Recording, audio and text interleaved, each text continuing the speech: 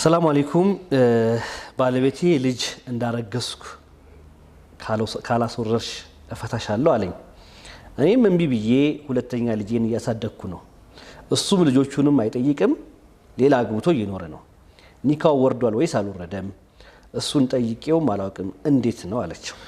والله ገና እፈታሻለሁ ነው ፈትቼሻለሁ አይደለም። ካላስወረሽ ፍች ነሽ ከሆነ ይሄ طلاق معلق ነው።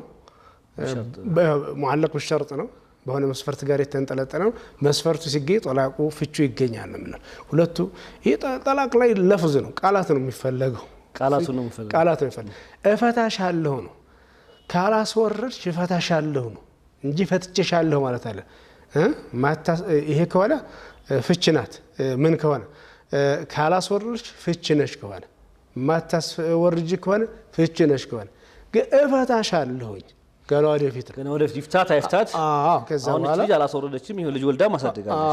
ይሄ ተህዲድ ነው እና በዚህ ሁኔታ ላይ ፍች አትሆንም ነው ሊሆን ፍች ሊሆን ልትሆን አትችልም ነው የምንለው። ስለዚህ የሰው ኒካህ ላይ ነው ያለችው፣ ማግባቱም አይፈቀድላትም በዚህ ሁኔታ ላይ።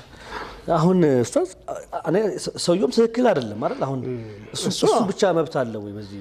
والله እሱም ያው እንዳለው ነው። አሁን የሷ ጥያቄ ነው እንጂ ግለሰቡም እንደዛ ማለቱ አይፈቀድለትም፣ ሐራም ነው፣ ክልክል ነው።